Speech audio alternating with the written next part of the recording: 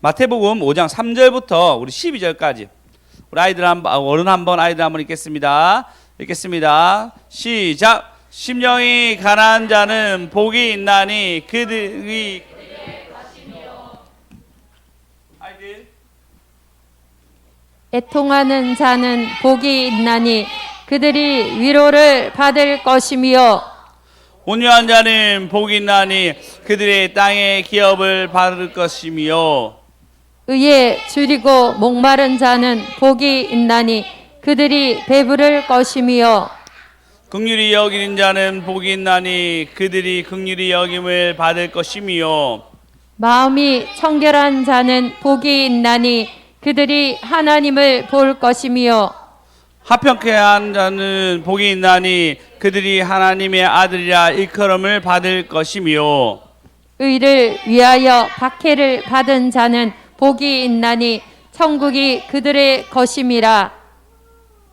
나로 말미암아 너희를 욕하고 박해하고 거짓으로 너희를 거스려 모든 악한 말을 할 때는 너희에게 복이 있나니 기뻐하고 읽겠습니다. 시작. 기뻐하고 즐거워하라. 하늘에서 너희의 상이 큼이라. 너희 전에 있던 선지자들도 이같이 박해하였느니라. 아멘. 다시 우리 8절 좀 9절 떼어주시겠습니까? 아니군요. 10절입니다. 의를 위하여 박해를 받는 자는 복이 있나니. 자, 의를 위하여 박해받으면 복이 있습니다. 라고 옆 사람 얘기합시다. 의를 위하여 박해받으면 복이 있습니다. 복이 있습니다. 자, 3절 하겠습니다. 의를 위하여 박해받으면 복이 있습니다. 시작. 의를 위하여 박해를 받으면 복이 있습니다. 의를 위하여 박해를 받으면 복이 있습니다. 의를 위하여 박해를 받으면 복이 있습니다. 근데 여러분 박해라 얘기하니까 좀 이게 우리한테 뭐 너무 멀게 느껴지니까 의를 위하여 박해 말고 의를 위하여 마음 상한 일 있으면 복을 받습니다. 다시 3절 시작. 의를 위하여 마음 상한 일 있으면 복이 있습니다. 의를 위하여 마음 상한 일 있으면 복이 있습니다. 의를 위하여 마음 상한 일 있으면 복이 있습니다. 할렐루야. 마지막 네 번째까지는 하나님의 자녀가 되는 걸음이었고 이 앞에 세 번째는 긍휼히 여긴 자, 그 다음에 마음이 청결한 자, 화평한 자는 이제 예수를 믿고 나는데 그들이 변화되는 삶을 나타내고 이 마지막 클라이막스 진짜 예수 믿는 자들이 가지는 게 뭐냐면 박해를 받는 겁니다. 이제 박해를 받는다라는 언어를 보니까요, 쫓아내다, 괴롭히게 하다, 사냥하다, 사냥을 당하는 거죠. 다른 사람을 하여금 사냥을 당하게 해서 당하면 잡히고 죽든지 아니면 괴롭히면 계속적으로 당한다든지 아니면 어떤 해에서 쫓김을 당하는 것이 박해하다의 어원에 들어가 있습니다. 실제로 우리가 그 정도로 살지 않지만 이 당시 사람들은 이제 예수 믿으면 그 예수를 주라고 고백하는 순간부터는 공회원 내에서 이스라엘 내에서 쫓겨났습니다. 진짜 쫓겨났고 종교개혁 이후에도 내가 이제 그리스도교, 그러니까 기독교가 아니라 천주교가 아니라 이제 기독교가 됩니다라고 얘기하면은 그 공동체에서 쫓겨났어요. 쫓겨났든지 아니면 그 사람은 그냥 죽여도 상관이 없는 사람이 됐어요. 유럽 내에서는. 그러니까 그 사람들이 종교의 자유가 있는 독일로 가기 시작해요. 독일로.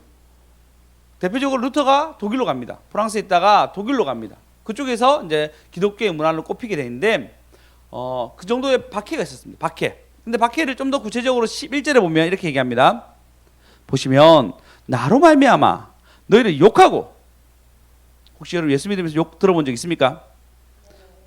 네. 동시에 누구한테 욕 들어먹었습니까? 아버지요. 어머니 욕을 안 하셨나 보네요. 다행입니다. 어머니 조금만 하셨고요. 위사모님, 어머님 아무 누군지 모르시죠? 그분이 지금 회심하셔서 더 이상 고백하지 않습니다. 네.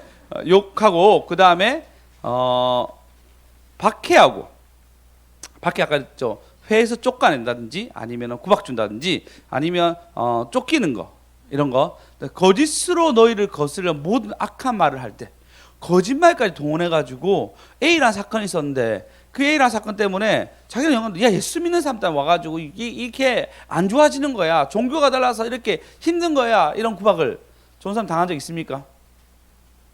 많이 당하셨습니까? 네, 이런 그 존사님 가까운 친척 중에 형제죠. 주지스님 계셔가지고 종교가 굉장히 다른 어떤 점이 있죠. 그리고 뭐 저희 이제 신집사님 어머니 같은 경우에도 언니가 이제 약간 신접하셨고 그 동생이 도 닦는다고 머리를 이렇게 막 기르면서 사셨어요. 사실 저희 삼촌이죠. 예, 삼촌이 정말 멀쩡하셨거든요. 저희 어떤 존경의 대상이었단 말이에요. 그 삼촌이. 근데 어느 날 보니까 머리 기르시고 계시더라고요. 도 닦고 계시는데 물론 지금은 그냥 일이 잘 풀리지 않았어요. 근데 그런 분들이 뭐라 얘기하죠? 집안에 두 종교가 있으니까 하나만 포기해라. 자기 거 못 포기한대. 기독교를 포기해라. 뭐 이런 얘기가 일어납니다. 그런 박해, 그런 사람들이 거짓으로 우리 거슬려서 악한 말을 하는 거. 근데 이거는 초대교회 때 다분히 일어났던 일이었어요. 스데반이 그렇게 죽었고요. 그런 구박으로 죽었고, 그리고 욕하는 것은 당연한 거였고, 박해로 인해서 많은 대표적으로 뭐죠? 네로가 그 로마를 다시 좀 이게 재건하고 싶은 거예요. 쉽게 재건한 게 뭔가 생각하다가 약간 미쳤거든요. 불을 질렀습니다. 로마 내에서. 불을 지르니까 모든 화살이 자기한테 막 들어오는 거예요. 네로 미친 거 아니냐 막 하니까 이것을 무마하기 위해서 기독교인이 그랬다라고 얘기하게 됩니다. 그래서 엄청난 기독교인이 박해를 당하죠. 박해뿐만 아니라 거짓을 거슬러서 그에게 악한 말을 하게 됐고, 그리고 욕하게 됐고, 이런 일이 동시에 일어났던 시대가 바로 이 시대였습니다. 그러니까 바로 이런 시대가 곧 바로 일어났던 시대가 이 시대였어요. 그런 사람에게는 복이 있다라고 얘기하고, 이것뿐만 아니라 12절에 보시면 이런 자에게 기뻐하고 즐거워하라. 하늘에서 너희 상급이 큼이라라고 얘기합니다. 심지어 선지자들도 이런 일이 있었다라고 얘기합니다. 오늘 여기에 대해서 이제 세 가지 나눌 건데, 첫 번째는 박해의 종류에 대해서 얘기해요. 박해의 종류. 어떤 여러분 핍박과 박해를 받는지에 대해서 종류. 두 번째는 그러면 어떻게 핍박이 오는가? 어떠한 핍박이 우리에게 오는가? 어떻게 하면 핍박을 받을 수 있는가에 대해서 얘기하겠습니다. 두 번째, 어떻게 하면 핍박을 받을 수 있는가?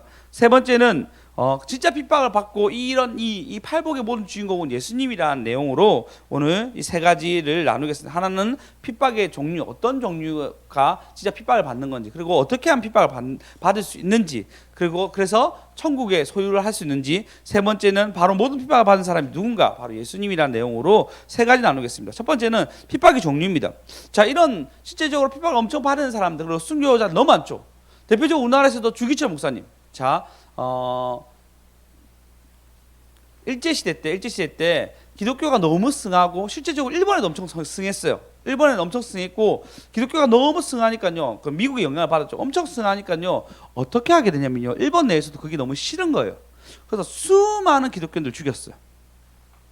실제적으로 가장 많이 기독교인이 죽은 인구가 일본이에요.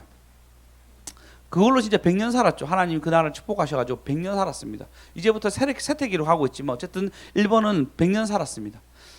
그때 어떻게 하냐면, 그렇게 많이 죽이고 난 뒤에 한국 올라와서 천황이 진짜 신이랴, 천황이라 하나님이라 동격이야 라고 얘기하면서 천황에게 절하게끔 만들었습니다. 결국은 평양 이제 총회에서 이것을 허락합니다. 그래, 뭐 절할 수 있지, 절하자, 똑같아, 하나님과 똑같아 라고 결정하게 됩니다. 신학교에서, 그 총회에서. 그러면서 모든 교인들은 예배당에 들어갈 때 이제 천황에게 한번 절해야 되는 거예요. 이게. 그걸 못 받은 수많은 목사님들 어떻게 하죠? 감금당하고 핍박당하고 죽게 됩니다. 대표적으로 주기철 목사님입니다. 주기철 목사님이 그렇게 죽으십니다.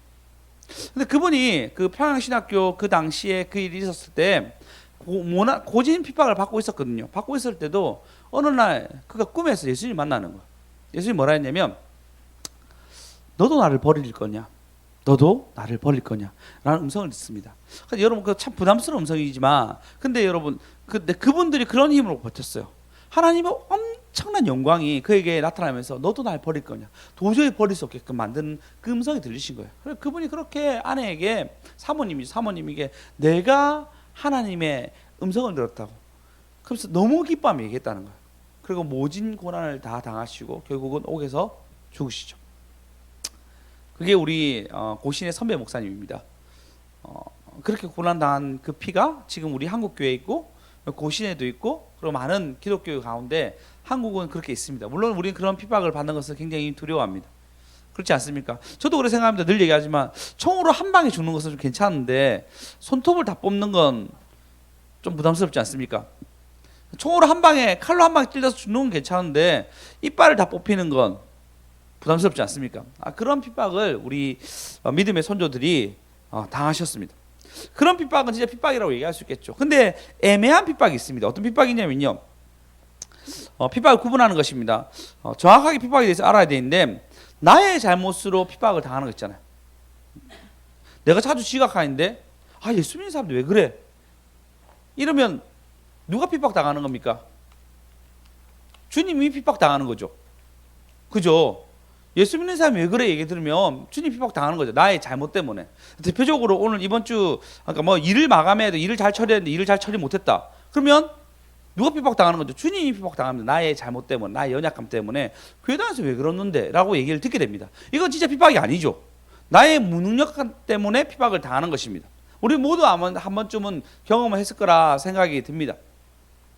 저는 이번 주에 한번 또 어제 이제 원래 GSM이 저희 학원에서 이제 금요일 날 일을 하시는데, 제가 이제 어떤 일 때문에 GSM이 세미나, 그러니까 공부할 게 있어서 제가 대신 하게 됐습니다. 이제 일을 다 잘 끝냈어요. 잘 끝내고 이제 그다음 토요일 날 중학생들 아이들 가르치려고 갔단 말이에요. 갔는데 이제 주말만 오신 선생님이 계세요. 주말만 선생님 저한테 이렇게 얘기하더라고. 아니 GSM 어제 안 오셨어요? 얘기하더라고요. 이제 안 와요? 이제 안 와. 아니요 어제 하루만 안 왔으니까. 그럼 누가 했어요? 제가 했으니까. 어쩐지 너무 교실이 지저분하더라 얘기하더라고요. 그 말은 뭐죠? 제가 하면 지저분한 걸 아는 거예요. 그러니까 그거 뭐죠? 나의 잘못. 물론 그분이 교회를 다니기 때문에 목사님이 지저분하다 이런 얘기를 하지 않았지만, 만약에 이분이 교회를 안 다니면 진짜 저분은 지저분한 사람, 교회 다니는 사람 왜 그러지? 이래 얘기하면 뭐죠? 저는 열받겠지만 저의 잘못이냐, 저의 잘못. 그죠? 요거는 핍박이 아닙니다. 이건 핍박이 아닙니다. 그렇지 않습니까? 나의 잘못 때문에 핍박을 주님이 핍박을 당하시는 거죠. 예수 믿는 사람 싸잡아서 나 때문에 주님이 핍박을 당하는 것입니다. 우리는 의라고 얘기하지만 핍박을, 우리의 의를 위해서 핍박받는 것은 핍박이 아닙니다. 내 개인 사정으로, 나의 부족함으로 핍박을 당하는 것은 핍박이 아닙니다. 그러나 진짜 주님 내가 아무것도 잘못한 것이 없는데 그냥 집단으로 따돌림 당하는지, 교회 다니는 것 때문에 내가 아무런 잘못한 것이 없는데 종교가 다른 것 때문에 여러분이 불이익을 당한다는 것은 핍박을 당하는 것입니다. 그렇게 되면 어떻게 되죠? 여러분, 우리가 그렇지만 모든 단체가 악이잖아요. 그러면은 내가 선하더라도 악을 따라가게 됩니다. 그럼 나한테 양심이 찔리게 되죠. 그래서 그곳에서 나오지 아니하면 나는 그 무리 안에 계속 머물게 되면서 양심이 찔린 거, 아니면 자기 스스로가 정당해하며 살아갑니다. 그 정도로 자기가 그런 색깔 속에서 복음을 전한다는 거, 그런 색깔 속에서 난 달라, 난 예수 믿어라고 얘기하는 건 굉장히 어려운 일입니다. 그럼에도 불구하고 여러분이 그 핍박을 감수한다면 하나님 뭐라고 얘기하죠? 상금이 큼이라 얘기합니다. 할렐루야. 할렐루야. 예, 상금이 크다 얘기합니다. 우리 은혜 속의 완벽함을 추구하자. 은혜 속의 완벽함 있자라고 그런 말씀을 우리 저번 특세 기간 동안, 특별 기도회 동안 얘기를 나눴습니다. 또 마지막은 사단의 뿌리 뽑고 복음의 뿌리를 심자라고 얘기했는데, 여러분이 핍박을 당하는 것은 어쩌면 당연한 겁니다. 세상이 너희를 미워하는 것을 당연하게 여기겠어요. 세상이 우리를 그냥 미워합니다. 예수 믿는 것 때문에. 신기해요. 불교도 괜찮고, 불교도 괜찮아. 천주교도 괜찮아. 끝까지 괜찮아. 교회에 다닌다면 그렇게 구박받습니다. 그런 적 없습니까? 아니, 불교는 괜찮은데, 천주교는 괜찮은데, 교회에 다닌다면 그렇게 구박을 받아요. 우리가 자기한테 피해준 것도 없는데. 이게 영적인 일입니다. 진짜니까 악한 것들 우리에게 핍박을 주는 것입니다. 잘 이겨내서 천국 상금하는 저와 여러분 되었으면 좋겠습니다. 그러면 진짜 핍박을 어디서 오는가 생각해 보셔야 됩니다. 어떻게 하면 핍박이 오는가? 자, 핍박 받고 싶은 사람 아무도 없죠. 박해 받고 싶은 아무도 없잖아요. 근데 박해를 받는 사람에게는 하나님의 상금이 큼이라라고 얘기합니다. 그럼 여러분 핍박을 받고 있습니까? 백강 집사님 핍박 받고 있습니까? 이제 핍박 다 물리쳐가지고 어떤 우위에 있지 않습니까? 그죠? 네, 우위에 있는 사람들 있습니다. 우리 성유사님 여전히 핍박 가운데 계시죠? 주일 예배도 드리기 힘들 정도 핍박 가운데 있습니다. 우리 현아 형제는 핍박이 전혀 없죠? 그죠? 저분은 다 위에 있어요. 저 어머니 아버지도 예수 믿으시고, 그 다음에 저분이 대표예요. 그래서 핍박받을 일이 별로 많이 없습니다. 대표이기 때문에 대표님이 핍박 받는 거 아니죠. 핍박을 주는 어떤 상황이 될 수 있겠지만, 대부분은 핍박의 자리는 없습니다. 그렇지 않습니까? 이게 문제예요. 왜 우리는 핍박을 당하지 않을까요? 예수님 핍박 당하셨는데 왜 우리는 핍박을 당하지 않을까요? 신기해요. 우리 핍박 당한 자리에 당연히 있어야 되는데 우리는 있지 않습니다. 자, 예수님 보시면요, 어떻게 하시면 예수님은 어마어마한 선을 베푸셨습니다. 어마어마한 선, 도저히 사람이 따라할 수 없는 어마어마한 선. 그리고 그분은 가난한 자에게 아무것도 받을 수 없는 자에게 고쳐주고 귀신 들린 자에게 쫓아내주고 심지어 그 집에 가서 죽은 자를 살리는 수많은 일을 했습니다. 그때 사람들이 엄청 따랐어요. 예수님은 엄청 많이 따랐습니다. 그의 행동을 했을 때는 모든 사람들이 주를 따르게끔 만들었습니다. 실제로 주님 움직일 때마다 오병이어 기억하죠. 근데 거의 가족 단위로 다 움직였으니까 곱하기 4, 최소한 곱하기 4라면 2만 명 가까이 움직일 정도 예수님은 굉장한 사람이었어요. 굉장한 사람이었습니다. 그럼에도 불구하고 그가 말만 하면 핍박당했어요. 예수님이 말만 하면 사람들이 핍박하기 시작했습니다. 또 정말 말만 안 하시면 최고였는데 말만 안 하시면 덕을 엄청 쌓았는데 말만 하면 그냥 사람들 우르르 떨어져 나갔습니다. 대표적으로 말하면서 뭐라죠? 독사의 자식아 떠나라 라고 바리새인들과 공회원에게 율법사들에게 얘기합니다. 대제사장에게도 그렇게 핍박을 줍니다. 말만 하면은 예수님이 그들을 막 예수 믿는 사람 두루 떨어뜨렸어요. 신기하지 않습니까? 우리는 이런 얘기합니다. 그 크리스찬들이 행동을 잘해야지. 크리스찬들이 바르게 막 모습을 보여야지. 맞아요. 그거는 아주 중요한 기본 원리일 수 있습니다. 하지만 그보다 더 중요한 것은 말하는 것입니다. 여러분이 아무리 좋은 선을 베푼다 해도 그분이 예수 그리스도가 죽으시고 부활하시고 우리 가운데 그분을 믿는 자에게 구원을 베푸신 하나님이다라고 얘기를 듣지 아니한다면 여러분 핍박받지 않습니다. 오히려 존귀함을 당합니다. 존귀함을 받습니다. 여러분 행동을 통해서 여러분 선한 행동을 통해서 존귀함을 받아요. 근데 여러분 만약에 예수에 대해서 전하게 되잖아요. 예수님에 대해서 정확하게 얘기하게 되잖아요. 그러면 핍박이 오게 됩니다. 그 왜 지금도 우리 핍박을 안 받을까요? 아시죠? 안전하기 때문입니다. 말하지 않기 때문입니다. 말을 하게 되면 모든 사람들이 여러분을 싫어하게 되고 미워하게 되고 부담스러워하게 됩니다. 예수님이 그랬죠. 어마어마한 능력과 어마어마한 그 권세로 예수님이 이 땅을 다스리는 것을 다 보여줍니다. 병마도 떠나가고 죽음도 떠나가고 엄청난 능력을 보이십니다. 할렐루야. 그럼에도 불구하고 그분이 말하는 순간 다 떠나갑니다. 심지어 이 얘기합니다. 수전전이었나요? 그때 명절이죠. 명절 끝에 그때 예수님이 뭐라죠? 누구든지 목마른 자는 다 내게로 와서 마셔라 라고 얘기합니다. 사람들이 막 와요. 무슨 얘기지? 그러면서 너희가 내 살과 내 피를 마셔라 얘기해요. 이게 무슨 말이지? 어떻게 당신을 우리가 먹죠? 요한복음 6장에 나옵니다. 6장에 나옵니다. 55절에 보시면 이렇게 얘기합니다. 6장 55절 요한복음 6장 55절 한번 읽어봅시다. 6장 55절 시작. 내 살은 참된 양식이요 내 피는 참된 음료로다. 굉장히 당황스럽죠, 이런 얘기가. 그 다음 6절 읽어봅시다. 56절 시작. 내 살을 먹고 내 피를 마시는 자는 내 안에 거하고 나도 그의 안에 거하나니. 예, 먹으라 얘기합니다. 그 다음 7절 읽겠습니다. 시작. 살아계신 나를 보내심에 내가 아버지로 말미암아 사는 것 같이 나를 먹는 그 사람도 나로 말미암아 살리라. 너무 어려운 말을 하는 거예요. 뜯어 먹으란 말인가? 무슨 말인가? 이해를 못하는 거예요.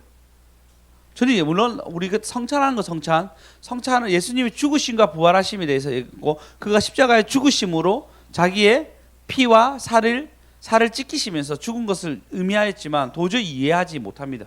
우리 성찬 때 얘기하잖아. 그분이 우리를 찢어지심으로 우리는 구원 얻었고 그가 그래서 피를 흘리심으로 따르죠. 피를 흘리심으로 우리 구원을 받았다 얘기하잖아요. 그 일을 대해서 얘기하는데 도무지 이해 못합니다. 그래서 사람들이 어떻게 하냐면 다 떠나가요. 제자만 남고 다 떠나갑니다. 그래서 너희도 날 떠날 거냐 얘기하니까 생명의 말씀이 있는데 우리가 어디로 떠나겠습니까? 라고 베드로가 굉장히 좋은 말을 하지만 다 떠납니다. 예수님이 말만 하면 떠납니다. 그러면 우리도 그렇죠. 말을 하면 우리가 부담스러워합니다.